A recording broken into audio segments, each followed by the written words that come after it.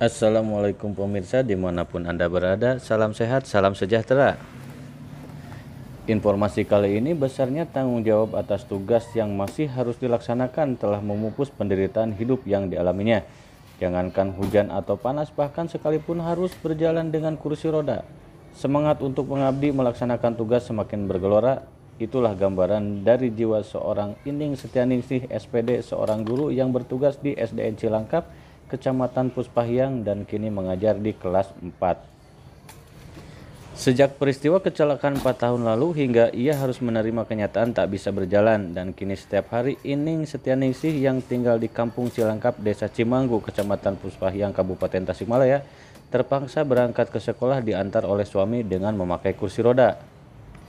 Walaupun dengan keterbatasan, dengan penuh percaya diri, ia menyampaikan setiap mata pelajaran pada anak didiknya. Menurut Ining Setianingsih, setiap hari dirinya dari rumah harus digendong suaminya, lengkap membawa peralatan sepatu khusus, kursi roda, dan walker untuk membantunya bergerak saat mengajar. Meski dirinya mengalami kelumpuhan, namun dia tetap semangat untuk mengajar.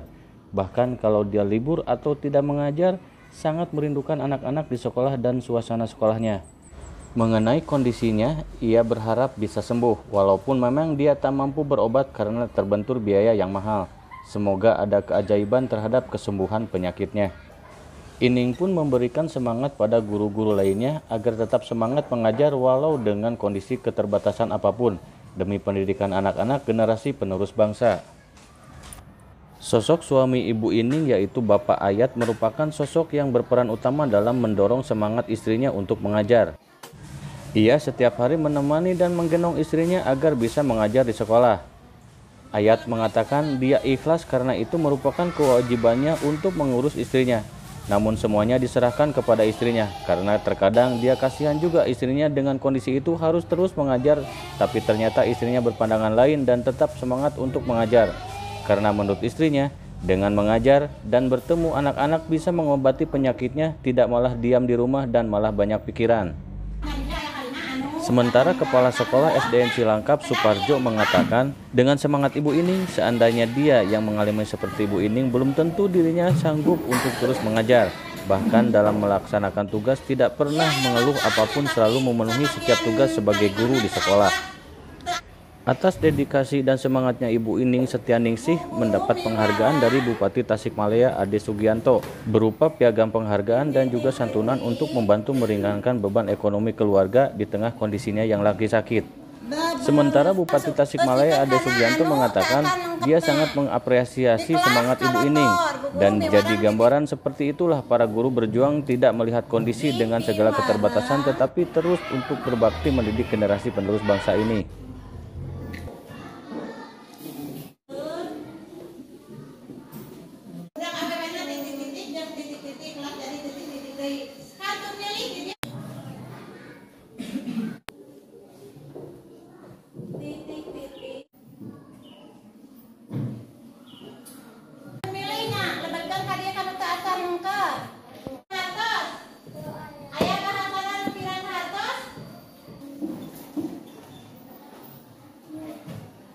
Di kelas kalau guru mewah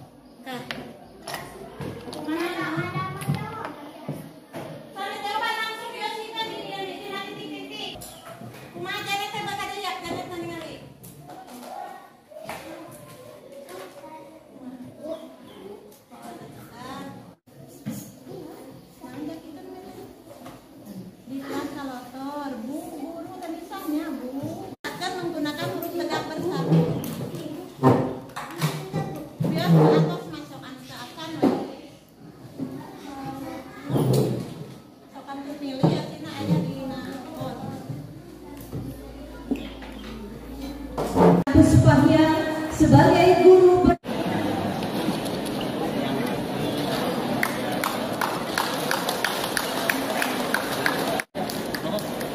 Pak Bupati lihat ini Pak.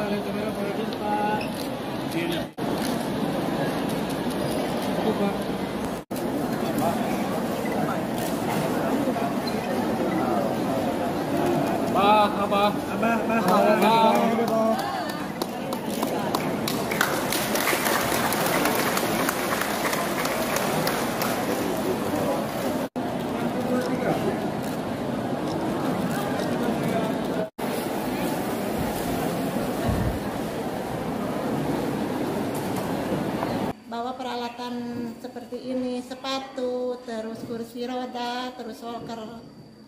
Sampai ke sekolah diturunkan dulu, kemudian saya digendong. Setelah digendong saya pakai sepatu masuk kelas. Kenapa Ibu masih mau mengajar dengan kondisi kayak gitu, Bu? Saya kan meskipun begini saya harus tetap semangat. Tidak boleh loyo. Kesembuhan itu datang dari dalam pikiran kita. Kita tidak boleh mumet, harus gembira, harus senang, jangan bersedih. Kalau bersedih, saraf itu kan lambat perkembangannya, akan memperlambat penyembuhan. Apa yang Ibu rasakan kalau Ibu tidak ngajar, Bu? Ya rindu anak-anak, rindu dengan senyuman anak-anak, dengan sapaan anak-anak. Misalnya nilainya bagus, dia sangat gembira. Saya juga bergembira. Kalau anak-anak nilainya yang banyak yang kurang, saya juga mengapa anak-anak kok belum bisa gitu. Saat ini dengan kondisi seperti ini harapan Ibu seperti apa untuk tetap bisa ngajar, kemudian penyakit Ibu dan apa harapannya, Bu? Harapan saya mau sembuh. Dokter menyarankan saya untuk di stem cell dengan biaya 300 juta. Tapi saya tidak mampu boro-boro buat stem cell, buat sehari-hari saja di rumah saya sudah enggak morat-marit keuangannya. Jadi harapan saya mudah-mudahan ada yang membantu biaya saya untuk pengobatan selanjutnya, untuk pengobatan stem cell itu. Para guru yang seperti saya yang memiliki keterbatasan tetap semangat meskipun keadaan fisik kita dalam kekurangan, tetap semangat.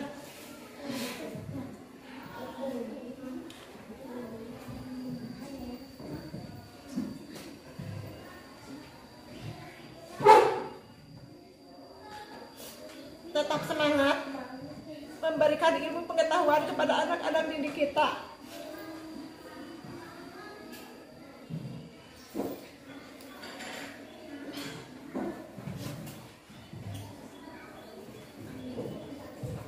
Ya. Pokoknya tetap semangat aja. Kekurangan tidak menjadi halangan untuk tetap berkarya. Alhamdulillah beliau itu selama proses belajar dalam KBM itu tidak pernah bolos, semangat juangnya bahkan lebih tinggi, dan alhamdulillah beliau itu sangat disiplin dan bertanggung jawab atas sebagai guru di SD Cilangkap ini.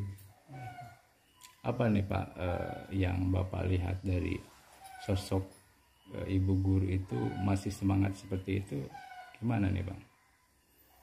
Saya sebagai kepala sekolah sangat salut dan merasakan bagaimana dalam kesehariannya, mulai dari berangkat ke sekolah, terus di dalam kelasnya, beliau itu sangat khawatir, gitu. Riskan bahkan. Saya sebagai kepala sekolah itu dengan sekondisi itu, tapi tetap semangat juang sebagai tenaga pendidik itu sangat bagus, gitu. Apalagi dalam kondisi seperti itu,